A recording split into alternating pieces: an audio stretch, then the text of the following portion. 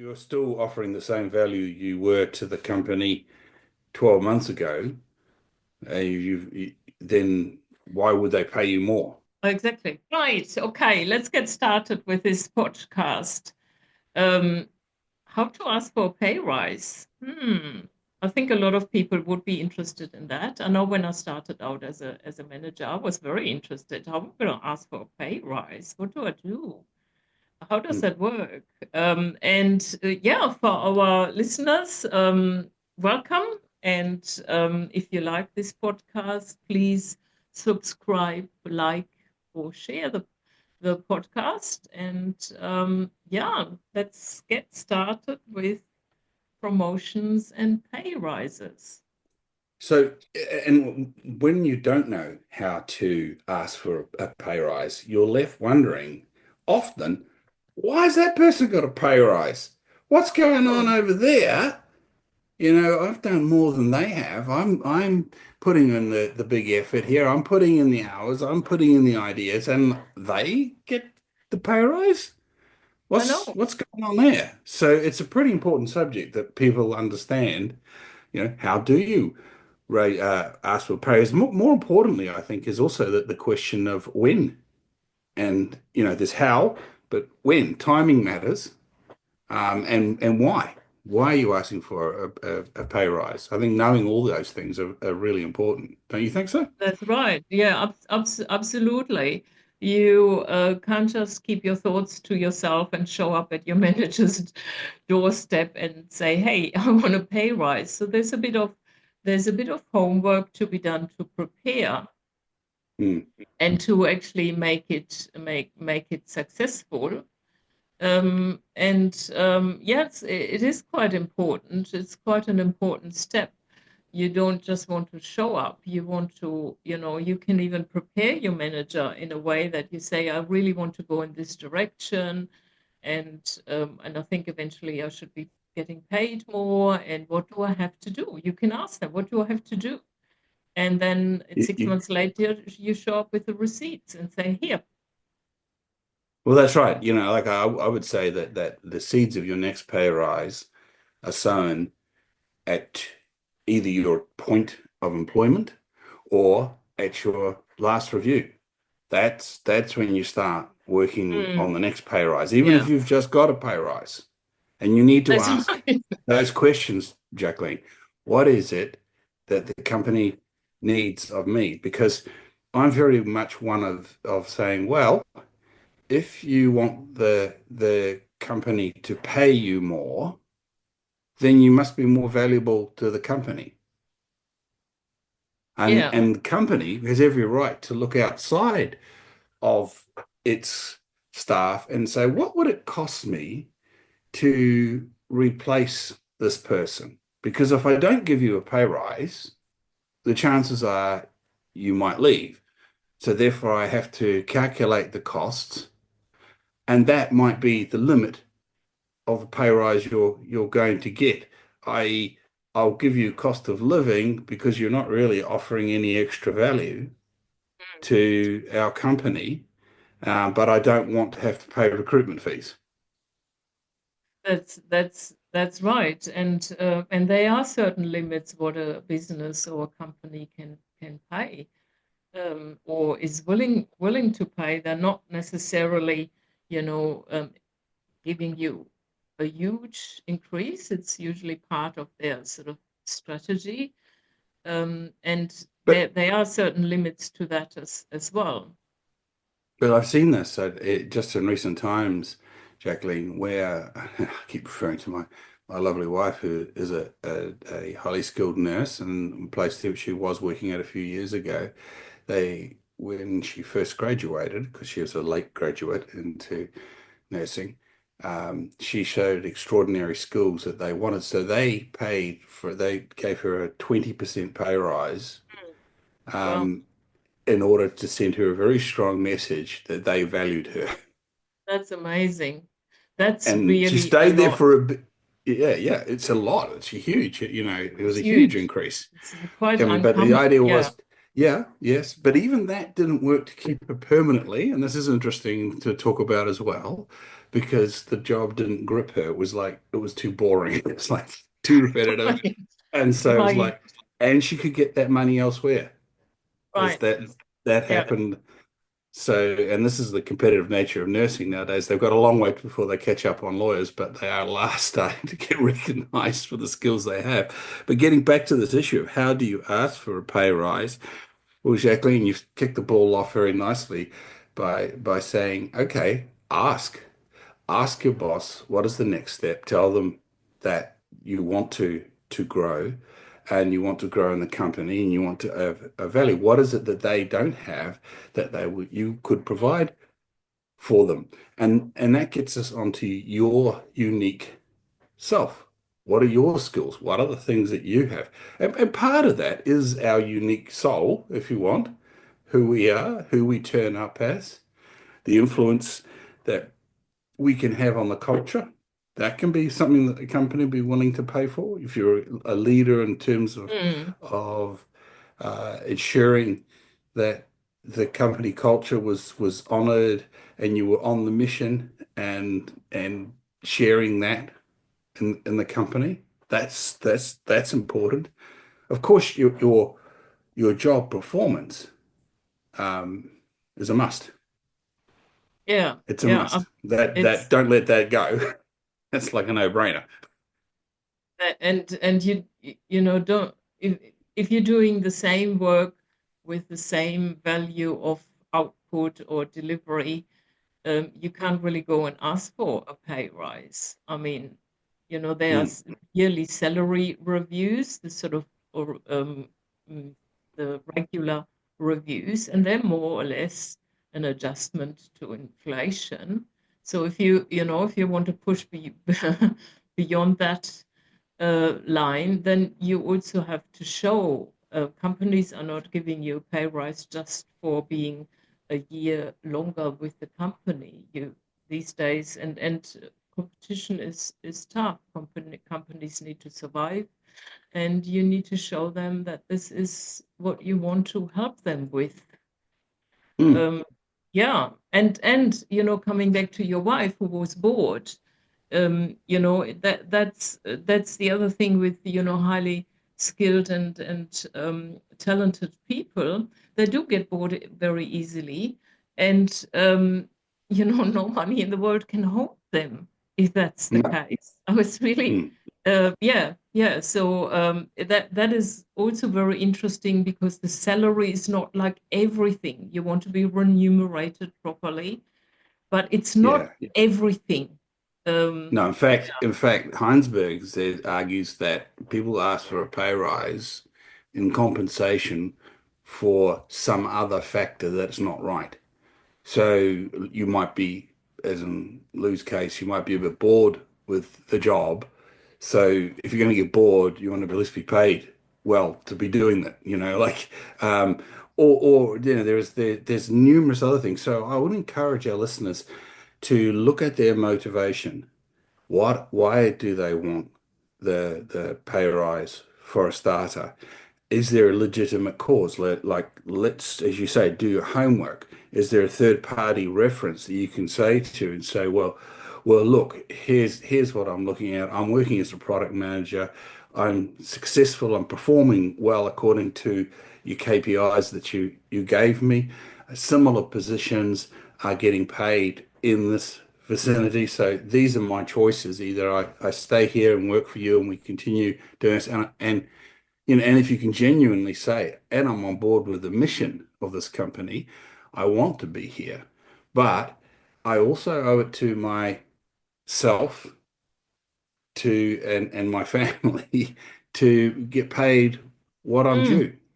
that's right. That's it's a confidence thing, and it's also your level of influence. I mean, this podcast is called Leading with Influence, and Mm, influence doesn't come from nothing. Also, um, and yeah, and I also wanted to add. I just remembered when I was promoted in my career, my corporate career, when I was promoted to director, I did get a substantial pay increase.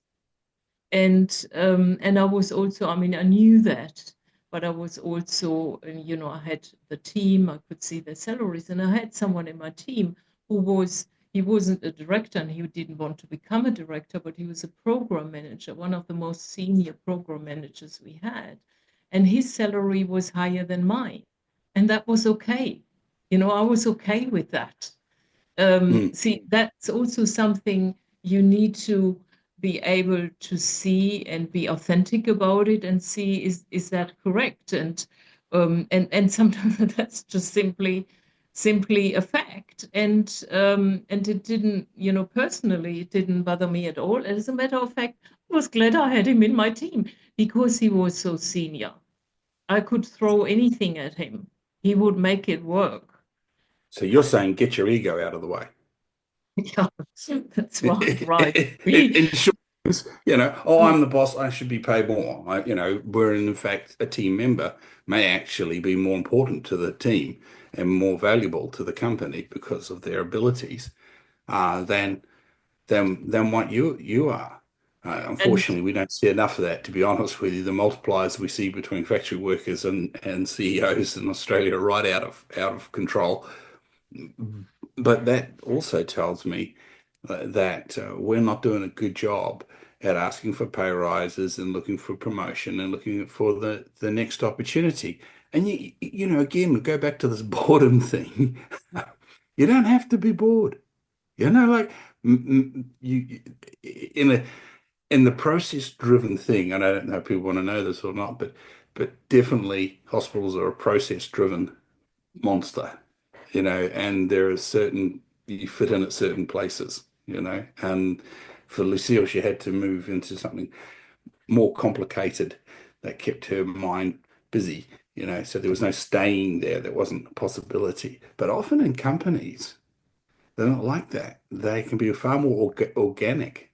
And, just by talking to your boss about what's next, how can you be of assistance to them? What qualifications would it be handy for them for you to have? What that's work can you that's do to earn your yeah, next yeah, pay rise? Make yeah. yourself invaluable. That's also, I mean, it's a really good point. Different organizations have different systems. Like the hospital system is quite rigid, and that's not bad or good. It's just it's quite rigid. And like I've worked all my almost 2 decades in software development, and they're a little bit less rigid, and you can actually carve out a role, and you can also change your job description or adapt it if it works for the company. So there's a little bit more flexibility in that, and that's what you were alluding to. Mm. And I have uh, created uh, roles. I mean, not completely new roles, but as in, I've just carved it out for myself. And I think that's important to understand. You can carve out your progression and your promotions and your career, and don't leave it Yeah. to your manager. Um, So use your own some nous. yeah, some managers will support you. They do, the reviews and career development plans, and others won't. But don't let that stop you. Yeah. Show So them you this can is my you can path. Yeah, that's right. Just bear in mind that you can, when you are going into these conversations, like every negotiation, do your homework. Know the third party references, know what you're comparing yourself with. And then I'll go back to one of my favorite things you'll hear me harp on about time and time again is give your boss warning. Like, hey, I'd like to have a difficult conversation with you. It involves wages. When's a good time? Let's do it, That's right. Don't just squeeze it in on a Friday afternoon when your boss is Yeah, exhausted and or etc. wait to your review. Yeah, Because, oh wait. That, oh, we'll have that discussion. And your boss might say, okay, we'll have it at the review. Okay, fine. Well, now it's firmly on the agenda, isn't it? it, You know it it's it going to be is. there. So now get yourself ready for it. Yeah, yeah. And I had people in my team that did that. Hmm, They kept me on my toes. Um, hmm. and and I think good for you. That's right. And You're also showing proactive strength, aren't you? You're showing that's that that's you're right. a proactive thinker, that and you're the sort of employee that any employer wants to have. Someone that's thinking about the future, pushing the boundaries out. So there's nothing wrong with That's it, and you right. should never be ashamed of it. The No. only condition is to make sure that you really are offering the value that you're demanding. Yeah. That's a really good point. So you're not just getting off track, and in software development, it's called gold plating.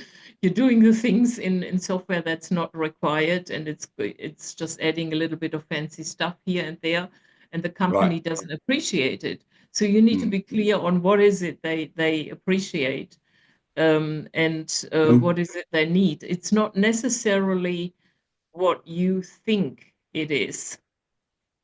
And that's why you Um, have a conversation, right? That's why you ask. And another thing, you talked about forging your own career and forging your own way forward, and that's great. But in having a conversation with your boss, they may be aware of developments that you are not.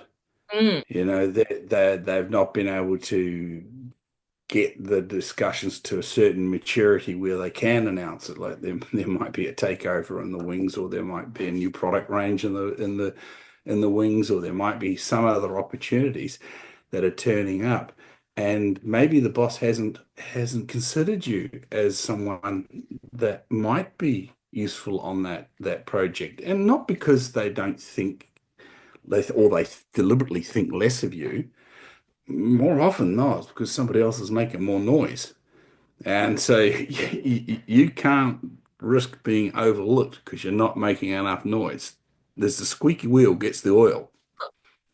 this is, I mean, one of the major points you just highlighted, because you need, does your boss see what you're doing? Are you reporting on it? And that's sometimes where the disappointment comes in, where someone gets a promotion and you think, hey, wait a second, I've done all these things and they didn't quite. How come they get a promotion? I don't. Because you can ask yourself, does the outside world, your manager and your team, know what you are achieving? And it's not only about yourself, it's also about the team. And you can be, this is also when you promote your team and you say, look, my team, we've delivered this project, we've done this with the customer, we've received this feedback. It's not even that you're talking about yourself, you're talking about your team, because people sometimes they don't want to, sort of promote themselves. Promote your team, and then people Well, will see.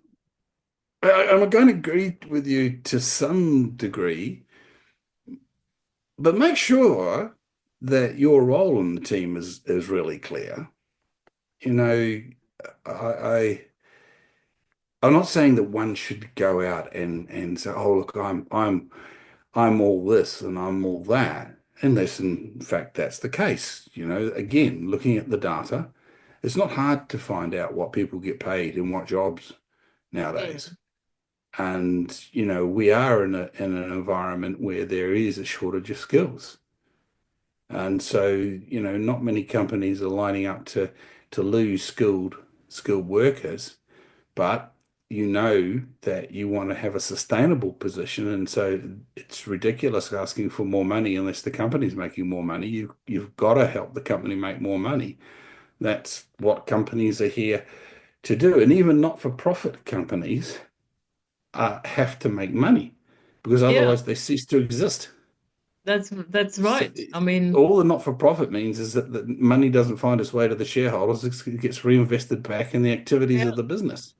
they still need to be profitable as a Exactly. business. Yeah, Hmm. and yeah, So this is and it's your duty as an employee to help the company do that. The more the company sees you doing that, and in fact, in being involved in the teams, I think that's a very important part because that shows that you're a team player. mm, But know your value. yeah, You are unique. Again, like, no human has an absolute right to be who they are or even to exist. But here we are.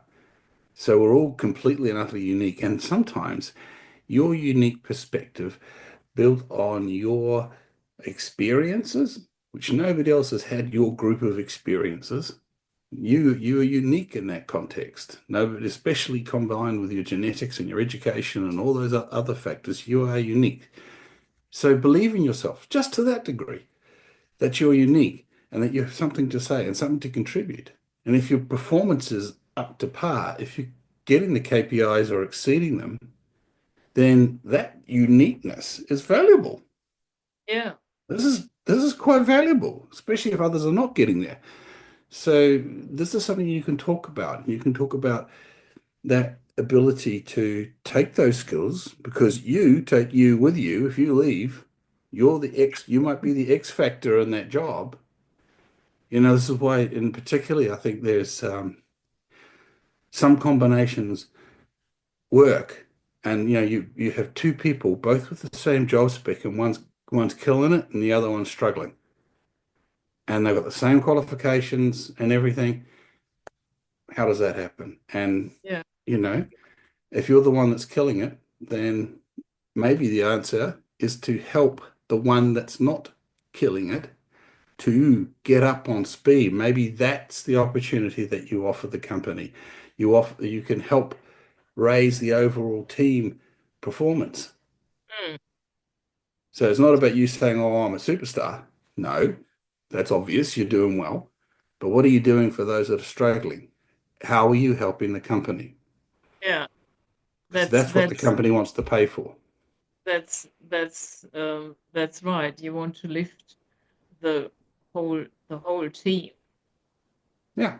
and also have enough discernment to see if someone is not right for the company, but that's not our discussion today.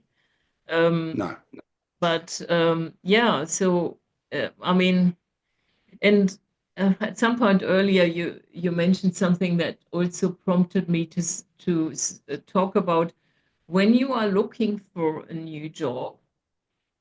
This is where you have the most leverage when you're signing the contract. This is when you can negotiate your salary. So really be prepared to negotiate your salary and any Mm, other things that you want to negotiate. Don't think you can't, no. negotiate certain other aspects that will be helpful. And it doesn't necessarily mean that you get everything, but you can negotiate it. If you don't negotiate it, you don't get anywhere close to it. So don't shy away from doing that, because that's once the contract is signed, it's like a marriage. You want to do the prenup before you get married. Once you're married, yep, not happening. I mean, And that's then so maybe we need to touch on some negotiation skills here. Let's talk about BATNAs. You know what a BATNA is? the who? A BATNA. Do you know what that is? No, I don't. It's the That's best alternative to a negotiated agreement. right, right, The best right. alternative to a negotiated agreement. Whichever party has the best BATNA, best alternative to a negotiated agreement, tends to be the party that wins the negotiation. Simply Mm, because they've got the best alternative. So yeah, yeah. point one, make sure that you have an alternative. Because if you don't have any alternative at all, you're not in a particularly strong place to bargain, are you? The That's second tip that I'd like to give our listeners is do your homework. Work out what it is that your employer, your boss, the person making the decision or the committee making the decisions and on these things, what is valuable to them that you could perhaps give a little bit on and gain a lot. So, for example, it might be valuable for them if you were able to start earlier, or and may go home a bit earlier, but if you were prepared to start at 7 o'clock as opposed to 8 o'clock or 6 o'clock. Now they may not know because they may not know that, like me, you're married to a perioperative nurse who gets you up at 5 o'clock in the morning anyway. So getting to work at seven's no big deal, but it might be a big deal for them. You see my point? I can Yeah, give that away really easily, yeah, especially if it's valuable to them, and that might hook me extra money because yeah, they go, yeah. oh yeah, okay, well if you're prepared to start at seven, then yeah, you can have the pay rise. You're giving them value. It doesn't That's have to be expensive to you. that's a good point. Yeah, Do your yeah. homework, Maybe work it for out. our What? listeners, a reminder, you are trained in negotiation and mediation techniques. So Yeah, so we should maybe have a if they session. put, We should have a put, podcast put around that because that's what would be very helpful for people. well, that and of course, hey, folks, you can book a time and come and see me. That's fine. Well, Hey, we can have a chat off air if on you these want things. to increase your negotiation techniques, book some time with John. He Yeah. is I mean, I've trained done in that. 20 odd years of it, and I've even went to Harvard Business School to get the And nod. So, you know, yeah, so yeah, good, I've got a few got a really good few point. few Yeah, tips on those promote things. So, but yourself. yeah, so in terms of getting the negotiation though that you're into, and it is a negotiation, you need to have those third party references. You need to know what your alternative is to a negotiated agreement. And it might be that you can swallow your ego and say, well, I'm going to ask for this pay rise because I believe it's Yeah, it's valid. I've validated it to myself. And then you don't get it because they can't afford it. yeah. It So that's sometimes just the simply facts. comes down to that. It comes And down you to might, that. And so yeah, now you have the choice. You're either staying or you're going. yeah, And you that's only a decision you can make. You can yeah, make that decision on the basis of all the other factors that are there. And maybe a really good response for the boss would be, okay, what do we have to achieve so that I can get paid? And can we just note that I'm jumping back in? I'm not leaving. I'm not jumping the boat. We're both agreed that I'm probably due this income, but the company doesn't have the revenue to pay it at the yeah. moment. So what do we need? Where are the numbers? What do we need to achieve? And get in And and start rowing the boat again. you just start rowing the boat again. And it's funny. And and also they may be able to offer you something that is not direct a salary increase. It may be something else. Maybe it's helpful if you have a little Great bit more point. flexibility around time or particular training that they can offer you that is okay for the company. And so there are different things also that can be negotiated that can be helpful. Absolutely. Absolutely.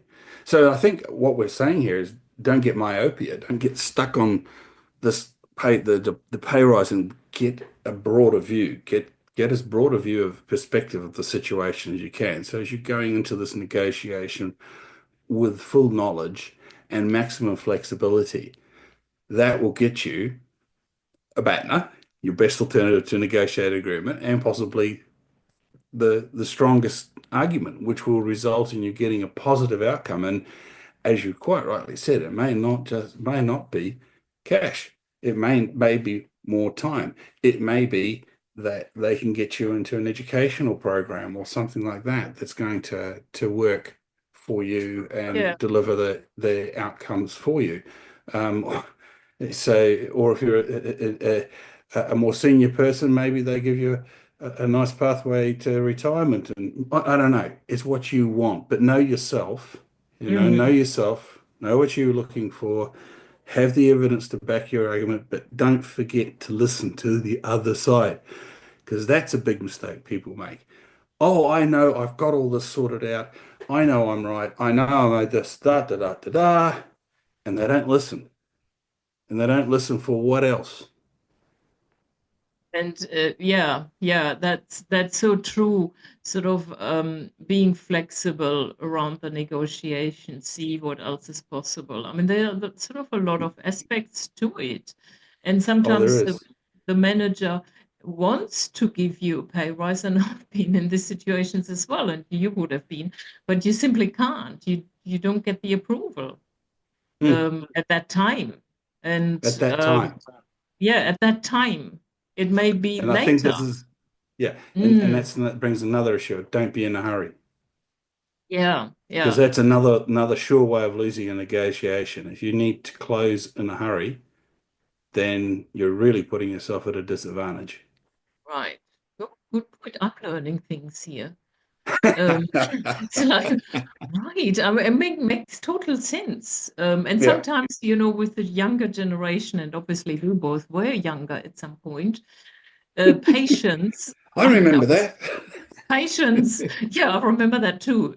It Mm. wasn't that ancient, but patience is often with the younger people not such a sort of skilled, such a skill. I was never that patient, and I think I'm still not that patient, but I've learned a little bit. So being in a But you can hurry, think of it as allowing the dough to rise.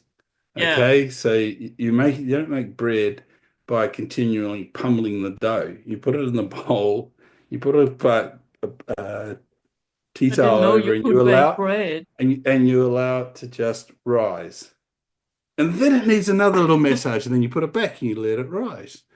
But patience is an important part of any negotiation, And because that urge to finish the negotiation, urge to stop it. No, you want them to come to you. So this is why I say if you find out those little things that matter to them that you can put into the pot, we call push it that pushing the negotiation northwest. We put more into the discussion, and thus we both parties come out with a better outcome I'm because I've just taken a note because I think we need to do a podcast on negotiation techniques because I think that's a really, really good topic. Um, well, look, okay, take notes from this one, and we'll do that one in the new year. We'll have a look. But I yeah, really think that this is an important discussion we're on today. How to ask for a pay rise. Be prepared to offer value. You need to offer value. I know, we've talked. Another subject we've got down here is likability, um, and that's a problematic one. I mean, likability is a desirable, mm. but I don't know. Well, I suppose if it contributes to team efficiency, that's an important factor. Um, And the but the thing is with likability, it also depends what people understand of it. I mean, what likability means, am I gonna sacrificing my individuality? Am I gonna be a certain way so my manager likes me? Maybe it's also more around behavior. We're not the same people, and I know I had a manager, and initially him and I, we just didn't gel. We just didn't gel. And it wasn't necessarily that I didn't like him or he didn't like me, but eventually we got there. And I think, yeah, it's an interesting one. It's an I don't think you interesting can one. bank on it. I don't think you can Yeah. bank on likability. The boss likes me. Well, the boss might like you, but he might think you're the court jester as well. So that's not offering value. You're just And amusing. That's So that's that's right. And the boss might, you're the manager can see there's someone in the team that is maybe a critical thinker, and maybe with my previous boss initially we didn't gel very well. That didn't mean that they didn't acknowledge that this person was a good performer and had good ideas. mm, So I think it's more also around being aware how you land with another person. You don't have to be besties and best friends, no. but how do you land? And even if you are very different in nature, but you can come to a good working arrangement. You don't have to be the same. You don't have to be the same opinions. Someone can be a risk taker, and the other one is completely opposite, and both are needed in the company as well. Well, that goes to our previous podcast, Jack, where we talked about groupthink and Think, um, yeah, yeah. yeah, yeah, and willful blindness. Like we don't want that, and that's again. you valuing you as an individual and being prepared to back yourself. This is a way in which you show your potential. And this is, I can't emphasize this enough. This is a day-to-day activity of being involved in the company and showing a willing attitude, a way of trying to contribute day in, day out, day in, day out. Not you're doing your job as well, but I'm just saying, just be aware that if you want to build your career, then to tell story, justice must not only be done, it must be seen to be done well. Potential must not Mm, just be mm. there, it must be seen to be realized. We must be seen to be actually achieving that and getting on and and allowing others to take the credit. Well, that's not something that can happen. And I am very aware that this is something that I've heard more complaints from women that they've been passed over for promotion than you hear from men. I suspect in our current world that that trend hopefully is changing and I get to the point where look, gender shouldn't be relevant. Just make sure that you are making that the case. I'm talking to our listeners here. You're making sure your And gender is not look, relevant because you're when I doing the was work, you're wh- delivering. it's a statistical fact. I think it still is. And this is not, to victimize women, but when I was a manager, I noticed very clearly that men were much more confident in negotiating salaries than women. And then, I mentored women on their level of confidence. So it's not a matter of giving in and just, which you're not saying. But there is a bit of truth there that it is for women are generally not sort of educated to ask. I mean, I'm generalizing here. Hopefully, things will change. I haven't quite noticed this, so I still get this through my coaching also that women are not so comfortable in asking for what they're worth in general. And that's not, I don't take that as, oh, this is what it is. No, I take this, well, let's work on it so you become comfortable. But yeah, it takes a bit, and it's good to point out maybe, yeah, maybe if you are a woman and you feel less comfortable around this, it's time to step up. That's my Well, that's no, my I word think as so. well. Yeah, it's time to do the work, Yes, isn't it? It's time to go and yeah, find it's out time to step up. how valuable and you are and believe and in yourself. Go and say, and yeah, okay, well, because the exactly. homework's there to be done. If you do the homework, you'll know, you'll find out. Yeah, yeah, And then when you go and have that conversation with your boss, you're able to provide the evidence that says, look, this is what I really should be yeah, yeah, getting paid here. yeah, And they can make their decision. Um, and then, as I say, you've got another decision to make if it goes against you. And don't be afraid of that either, because there is plenty of mm, work out there for talented people. And I've lived through recessions before, and even in recessions, the way it's not easy to find new jobs. I mean, it's always worth remembering that in the Great Depression back in the 1930s, I think something a number was around 65% of people had jobs. So that's an awful unemployment rate, 35% of people unemployed. And obviously that was terrible, but still the majority of people had jobs. yeah.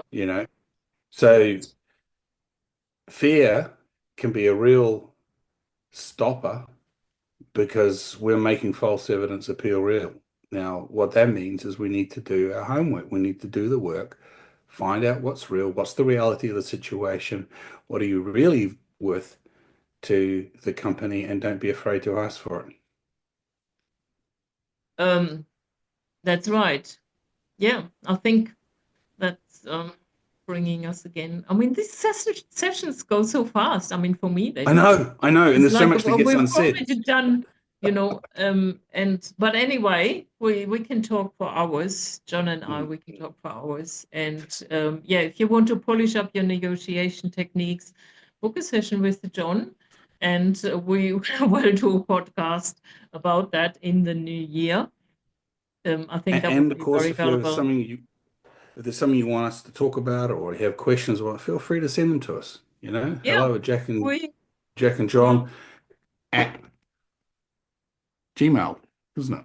I think it's the email. Yeah. Hello, Jack Anyway, and John at Gmail. you Yes, check it. It's down it's below. Anyway, it, I'm pretty it's all useless in at the this stuff. description box. It's You all in can there. connect. But yeah, be Yeah. in touch, and we will be back. We're going to be Next. back again before Christmas. I don't know. Yes, yes. We still have podcasts All right. um So we'll be back over again before Christmas Christmas, as guys. well. Over All right. Christmas as well. You won't All be right. sitting on the dry. Well, okay. Okay. See you Ciao. next See you time. next time. Yeah.